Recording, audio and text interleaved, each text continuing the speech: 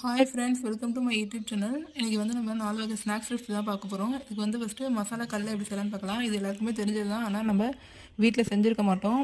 எப்போதும் கடையில் தான் வாங்குவோம். இது மாதிரி எண்ணெயை வந்து நல்லா காய வச்சுட்டு பச்சையாக கடலையை இதில் வந்து போட்டு நல்லா வறுத்து எடுத்துக்கோங்க. கொஞ்சம் கலர் மாறதுக்கு மாதிரி எடுத்துக்கோங்க. அப்போ ஹீட்டானா இதுக்கு வந்து கரெக்டான பதமாக இருக்கும். இந்த மாதிரி எடுத்ததுக்கப்புறம் இது வந்து டிஷ்யூ பேப்பரில் போட்டுக்கோங்க. எண்ணெய் வந்து ரொம்ப அதிகமாகவே இது பண்ணும். இதுக்கப்புறம் பூண்டு, கருவேப்பிலை இதெல்லாம் போட்டு நல்லா மசாலா வாசனைக்காண்டி இதெல்லாம் போட்டுக்கலாம். இதை எடுத்ததுக்கப்புறம் நம்ம இதில் வந்து மிளகாத்தூளும் உப்பும் ஆட் பண்ணிங்கன்னா கடையில் கிடைக்கிற மாதிரி மசாலா கல்ல ரெடி ஆயிரும். இது வந்து சாப்பாட்டுக்கு தொட்டுக்க ரொம்பவே நல்லாயிருக்கும். குழந்தைங்களுக்கு கேட்குற நேரத்தில் ஸ்நாக்ஸ் மாதிரி எடுத்து கொடுக்கலாம். அடுத்தது இன்னும் 3 வகை ஸ்நாக்ஸ் செஞ்சு காமிச்சிருக்கேன். கண்டிப்பாக பாருங்கள் வீடியோ. டீ கடை ஸ்டைலில் காராச்சேவை எப்படி செய்யலான்னு பார்க்கலாம்.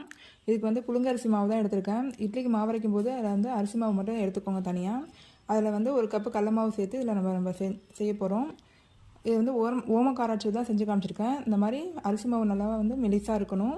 இதில் வந்து தேவையான மிளகாத்தூள் போட்டுக்கோங்க, மஞ்சள்தூள் போட்டுக்கோங்க, உப்பு போட்டுக்கோங்க, அப்புறம் ஓமம் போட்டுக்கோங்க. இது எல்லாத்தையும் வந்து நல்லா கையில் பிசைஞ்சிக்கோங்க. மாவில் வந்து இருக்க தண்ணியிலே இப்போ எல்லாத்தையும் பிசைஞ்சிக்குவோம். தேவைப்பட்டால் வந்து தண்ணி ஆட் பண்ணிக்கலாம். இப்போ 1 கப்பு கடல மாவு எடுத்திருக்கேன். நம்ம அரிசி மாவு எவ்வளோ எடுக்கிறோமோ அதே அளவுக்கு வந்து கடல மாவும் இதில் ஆட் பண்ணிவிட்டு மாவில் இருக்க தண்ணியிலே வந்து நம்ம இதை பிசைஞ்சிக்குவோம். தேவைப்பட்டால் தண்ணி ஆட் பண்ணிக்கலாம். பெருங்காயத்தூள் போட்டுக்கோங்க. கொஞ்சமாக தண்ணி தெளித்து இப்போ வந்து காராச்சேவு தேய்க்கிற பதத்துக்கு இது வந்து நல்லா பிசைஞ்சு எடுத்துக்கலாம். இந்த மாதிரி நல்லா மிளகாத்தூள்லாம் எல்லாம் ஸ்ப்ரெட் ஆகிற மாதிரி நல்லா பிசைஞ்சிக்கோங்க. இந்த மாதிரி பிசைஞ்சதுக்கப்புறம் இதை வந்து நான் சாரணியில் தான் தேய்க்க போகிறேன். இந்த மாதிரி வடிக்கிற சாரணி இருக்குல்ல, அதில் வந்து நம்ம தேய்க்க போகிறோம். இதில் தேய்ச்சிங்கன்னா தான் அந்த காராச்சேவு ஷேப் வந்து நல்லா வரும். நீங்கள் முறுக்கு கடையில் புரியுதுனாலும் புரிஞ்சுக்கலாம், ஆனால் வந்து ஷேப்பு கிடைக்காது, நம்ம உடைக்கிற மாதிரி இருக்கும் கையில். இப்போ காராச்சேவு இந்த மாதிரி தேய்ச்சி விட்டுட்டு இது வந்து நல்லா ஓமம் போட்டுக்கிறதுனால நல்லாவே டேஸ்ட்டாக இருக்கும், ஸ்மெல்லாகவும் இருக்கும். டீ கடையில் கிடைக்கிற அளவுக்கே டேஸ்ட்டாக இருக்கும். இது வந்து தேய்க்கும் போது சாரணியை வந்து நல்லா பத்திரமா பிடிச்சி தேய்ங்க, இல்லைனா வந்து எண்ணெய் சட்டியில் இந்த எண்ணெய் கையில் ஊற்றிடும். இப்போ வந்து இதுக்கு வந்து நம்ம சோடாலாம் போட தேவையில்லை. அரிசி மாவுலேயே இது வந்து நல்லா முறுமுறுப்பு கொடுக்கும். இப்போ வந்து டேஸ்டியான டீ கடை ஸ்டைலில் காராச்சேவு ரெடி ஆயிடுச்சு. குழந்தைங்களுக்கு கேட்குறப்ப வீட்டில் இருக்க பொருளை வச்சு கடல மாவு இல்லாமல் உருளைக்கிழங்குல எப்படி மிச்சம் செய்யலான்னு பார்க்கலாம்.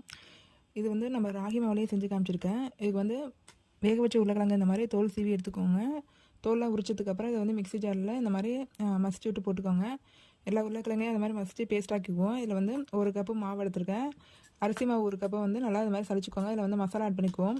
மிளகாத்தூள், மஞ்சத்தூள், உப்பு, ஆம்ச்சூர் பவுடர், கரம் மசாலா இது எல்லாத்தையும் போட்டு நல்லா மிக்ஸ் பண்ணிக்கோங்க. இதுக்கப்புறம் நம்ம அரைச்சி வச்சுருக்க உருளைக்கிழங்கு பேஸ்ட்டையும் வந்து இதில் ஆட் பண்ணிக்குவோம். தண்ணி எதுவும் சேர்க்காமல் நல்லா பிசைஞ்சிக்கோங்க. இந்த பேஸ்ட்டில் ஆட் பண்ணதுக்கப்புறம் தண்ணி எதுவும் சேர்க்காமல் இப்போ நல்லா பிசைஞ்சிக்கிட்டு நம்ம வந்து இதை வந்து மிச்சர் இதில் வந்து பிழிஞ்சு விட போகிறோம். அங்கே எண்ணெய் காஞ்சிகிட்ருக்கு. இதை நல்லா மிக்ஸ் பண்ணிக்கோங்க. தண்ணி எதுவும் சேர்க்காதீங்க, அப்போ தான் வந்து ஒரு பதமாக இருக்கும். கையில் வந்து ஒட்டாமல் இருக்கிறதுனால இந்த மாதிரி ஸ்பூன் யூஸ் பண்ணிக்கோங்க. இப்போ வந்து நம்ம மிச்சர் வந்து பிழிஞ்சு எடுத்துக்கலாம். நம்ம ஆலு புஜியா சாப்பிடுவோங்களா, அந்த டேஸ்ட்டில் வந்து நல்லாவே கிடச்சிருந்தது. எல்லாம் செஞ்சு பார்த்துட்டு எப்படி இருக்குன்னு சொல்லுங்கள். இது வந்து நான் அடுத்தது ராகி ஃப்ளோரும் கொஞ்சம் மிக்ஸ் பண்ணியிருக்கேன். ஒரு பேட்ச் வந்து ராகி ஃப்ளோர்லேயும் செஞ்சேன், அதுவும் நல்லா கிரிப்ஸியாக வந்திருந்தது. அரிசி மாவை விட ராகி ஃப்ளோரில் வந்து ரொம்ப டேஸ்ட்டான ஆலு புஜியா மிச்சர் வந்து கிடச்சிது. இதான் வந்து ராகி மாவில் வந்து அதே மாவில் ராகியை கொஞ்சம் கலந்துக்கிட்டு மிச்சர் போட்டேன். இதுவும் நல்லா தான் இருந்தது. அதுக்கப்புறம் நம்ம மிச்சருக்கு வந்து மிக்ஸ் பண்ணுற கடலை, முந்திரி பருப்பு, அவல் இதெல்லாம் வந்து பொரிச்சு போட்டு நம்ம அதை மிச்சரில் மிக்ஸ் பண்ணிக்குவோம். கருவேப்பிலையும் இதில் ஆட் பண்ணிக்கோங்க வாசனைக்கு. இப்போ வந்து இதில் மேலால் வந்து உப்பு, மிளகாத்தூள் போட்டு நல்லா மிக்ஸ் பண்ணிக்கோங்க. டேஸ்டியான உருளைக்கிழங்கு மிச்சர் வந்து ரெடி ஆகிட்டு, கடல மாவு இல்லாமல் டேஸ்ட்டாக வீட்லேயே நம்ம உருளைக்கிழங்கு மிச்சர் செஞ்சிடலாம். வீடியோ பிடிச்சிருந்தா லைக் பண்ணி சப்ஸ்கிரைப் பண்ணுங்கள். தேங்க்யூ.